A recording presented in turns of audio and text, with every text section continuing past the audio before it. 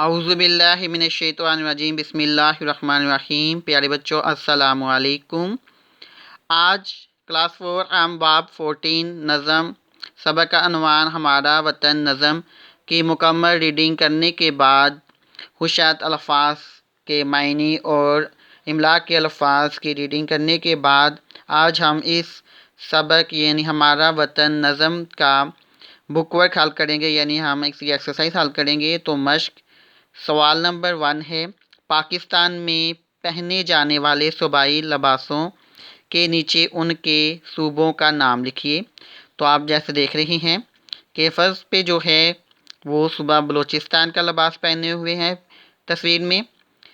उसके बाद सूबा खैबर पख्तूनख्वा, उसके बाद सूबा पंजाब, उसके बाद सूबा सिंध।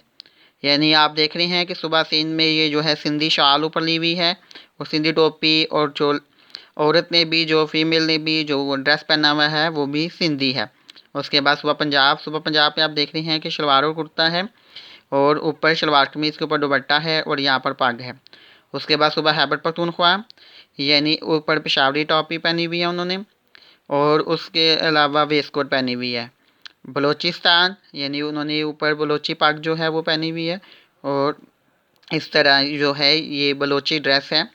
तो सब बच्चों ने पाकिस्तान में पहने जाने वाले सूबाई यानी सूबों के लिहाज से लिबासों के नीचे उनके सूबों का नाम लिखिए। यानी जो सूबाई लिबास हैं उनकी पहचान करते हुए नीचे सूबों का नाम लिखना है। तो सूबा बलूचिस्तान, सूबा खैबर पख्तूनख्वा, सूबा पंजाब, सूबा सिंध। इस तरह अभी आप नेक्स्ट पेज पे आएँ। इस क्वेश्चन को मुकम्मल करने के बाद तहलीकी अमली सरगर्मी। तो सवाल नंबर 1 है, अपनी जमायत में सूबाई लिबास का दिन मनाइए। सूबाई यानी जो हम सूबा पंजाब में रहते हैं तो हमारा जो लिबास है वो क्या है, वो हमें इल्म होना चाहिए कि मर्द के लिए शलवार कमीज़ यानी ऊपर कुर्ता है और नीचे जो है वो शलवार है, और औरत के लिए भी यानी कुर्ता और पजामा है, यानी ऊपर कुर्ता और नीचे शलवार या पजामा है और उसके ऊपर दुपट्टा है। तो तमाम बच्चे अलग अलग सूबाई लिबास में मलबूस होकर आएँ और सूबों के यानी तमाम बच्चे स्कूल में अलग अलग सूबाई लिबास में मलबूस होकर आएँ और सूबों के मुताल्लिक मालूमाती चार्ट्स बनाकर जमायत में लगाएं। तो आपने चार्ट्स बना लेना, जब आप स्कूल आएंगे तो आपने अपनी क्लास में जो है इसको चिपसा करना है। नेक्स्ट क्वेश्चन है, पाकिस्तान की आप बीती लिखिए। आप बीती यानी अपने बारे में खुद कोई चीज़ जो है वो बयान करती है।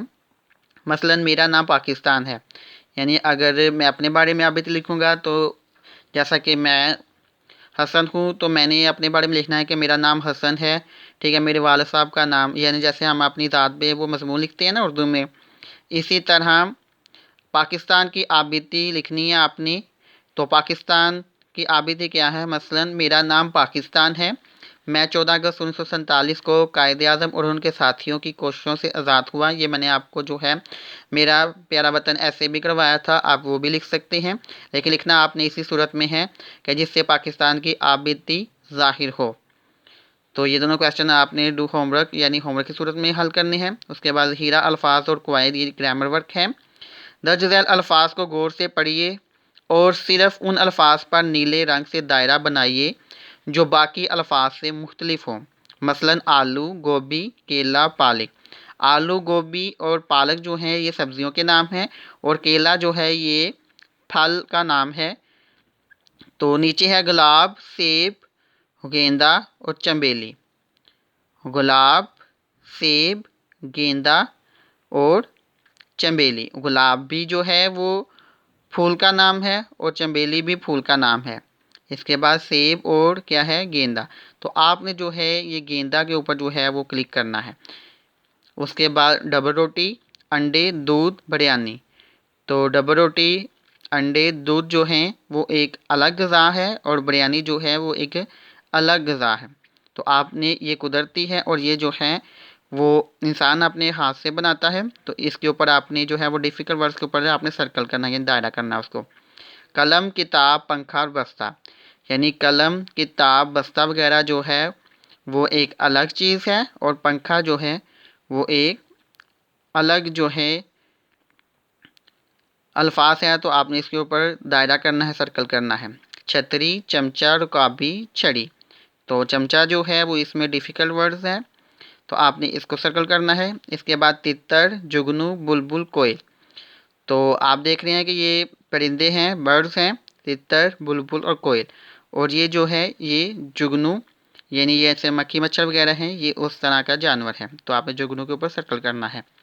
उसके बाद नेक्स्ट क्वेश्चन है, दर्ज झैल अल्फाज के दो दो हम वज़न अल्फाज लिखिए।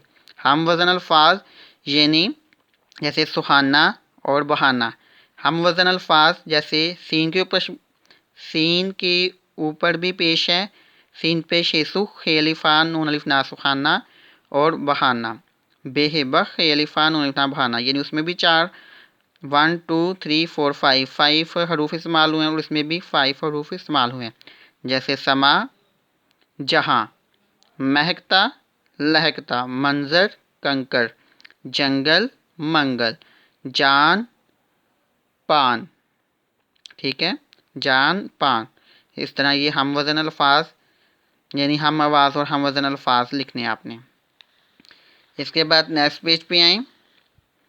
दर्ज झैल जुमलों में नून और नून गुन्ना की गलतियाँ दुरुस्त करके लिखिए। तो सब बच्चों ने ये देखें, प्यारे वतन पाकिस्तान का जो फ्लैग है, झंडा है, वो यहाँ पर बना हुआ है। तो सब बच्चों ने अपनी नीट कॉपी पे भी इसको खूबसूरत बनाना है और उसमें रंग भरने हैं। जूस नंबर 1, हम सीढ़ियों से चढ़कर ऊपर पहुँचे। तो सीढ़ियों से चढ़कर ये नून लिखा हुआ है तो इसने की आपने गलती दुरुस्त करनी है। यहाँ पर नून गुन्ना आता है, आपने नून गुन्ना लिखना है। मुझे अपने वतन, तो यहाँ पर जो है वो नून गुन्ना है लेकिन आपने डाश डालना है तो वतन बन जाएगा, वतन से मोहब्बत है। रकाबियों, ये नून गुन्ना है तो आपने इसको ख़त्म करके नून को ख़त्म करके नून गुन्ना लिखना है। में नारंगियाँ रखी हैं, नारंगियाँ रखी हैं, यानी ये है में जो है वो नुक्ता है तो इसको आपने ख़त्म करना है। और नारंगिया में भी नून का नुक्ता है, आपने इसको ख़त्म करना है, ऊपर नून गुना लिखना है। और ये इसमें भी नून को ख़त्म करके नून गुना लिखना है, यहाँ पर आपने नुक्ता डालना है। ठीक है, उसके बाद इसरा ने कान में सोने की बालियाँ पहन रखी हैं। इसरा ने कान, ये नून गुना है तो इसको आपने नुक्ता लगाकर जो है दुरुस्त करना है। में सोने की बालियाँ, तो यहाँ से नुक्ता उड़ाना है तो ऊपर नून गुना आ जाएगा। पहन, नुक्ता लगाना है, पहन रखी हैं। पाकिस्तान में शहरों की तादाद गाँव से ज़्यादा है। पाकिस्तान, नून का नुक्ता लगाना है आपने, शहरों, नून का नुक्ता जो है वो उड़ा देना है। नून गुना आएगा यहाँ पर कि तादाद गाँव से, यहाँ से भी नून गुना आपने जो है नुक्ता उड़ा देना है। नून गुना आएगा, नून का नुक्ता उड़ा देना है, गाँव से ज़्यादा है। इस तरह हमारी ये जो वर्कशीट है ये कंप्लीट हो जाएगी। उसके बाद नेक्स्ट क्वेश्चन है, ये भी ग्रामर वर्क है। बच्चों, वो अलामतें, हरूफ या अल्फाज, यानी वो अलामतें या वो हरूफ या अल्फाज जो किसी दूसरे लफ्ज़ से पहले आकर नया लफ्ज़ बना देते हैं, साबके कहलाते हैं। एक इसकी डेफिनेशन है, साबके यानी साबके जो हैं वो ग्रामर की रो से ऐसे अल्फाज, अलामत या हरूफ को कहते हैं जो किसी दूसरे लफ्ज़ से पहले आकर नया लफ्ज़ बना देते हैं, साबके कहलाते हैं। साबके की 2 किस्में होती हैं, कौन कौन सी? बेमायनी साबके और बामायनी साबके। बेमायनी साबके यानी जिनके कोई मायनी ना हो, और बामायनी साबके जिनके मायनी हों। बेमायनी साबके ये अपने मायने उसी वक्त देते हैं जब किसी और लफ्ज़ के साथ इस्तेमाल हों। अकेले ये अपने कोई मायने नहीं रखते।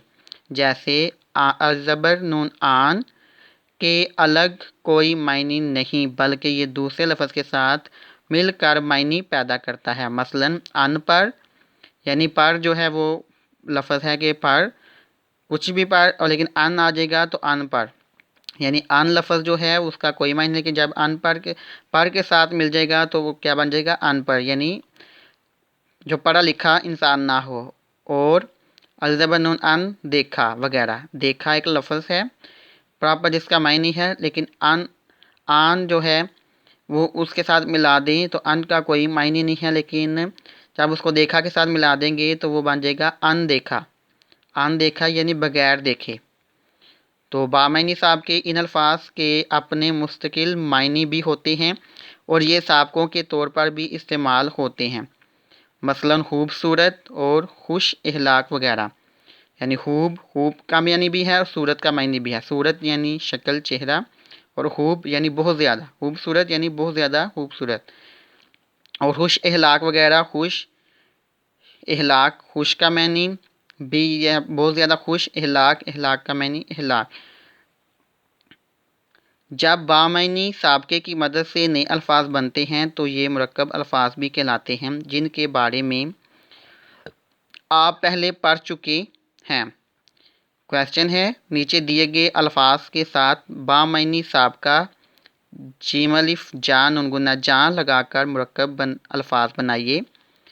जैसे ये देखिए निसार है तो आप इसके साथ जो साबका लगाएंगे जीम अलिफ जा नून गुन्ना जा, तो ये बन जाएगा जा निसार। उसके बाद जाँ बहक, जाँ बास, जाँ फिज़ा, जाँ सोस, जाँ बर। नेक्स्ट क्वेश्चन है, नीचे दिए गए अल्फाज के साथ बेमायनी साबका बे बड़िए बे लगाकर मुरक्कब अल्फाज बनाइए। यानी बेहबर, बेसहारा, बेज़ुबान, बेतरतीब, बेआसरा, बेचैन। तो इस तरह आपने जो है वो इस वर्कशीट को मुकम्मल करना है, यानी ग्रामर वर्क को कंप्लीट करना है और इसको आपने समझना भी है और इसको जो है वो आपने ज़हन भी करना है, यानी इसको आपने ज़ुबानी लर्न भी करने की कोशिश करनी है। और लर्न करने के बाद आपने इसको टेस्ट की फॉर्म में जो है वो लिख कर खुद ही चेक करने की भी जो है वो आपने मशक करनी है। तो उम्मीद है कि सब बच्चे जो हैं वो हानसरी तौर पर जो है वो अपना काम करेंगे, यानी खुश नीट जो है और पूरी ईमानदारी से जो है वो अपना मुकम्मल काम जो है वो कंप्लीट करके मुझे चेक करवाएंगे। थैंक यू, शुक्रिया, जज़ाकल्लाह, अल्लाह हाफ़िज़।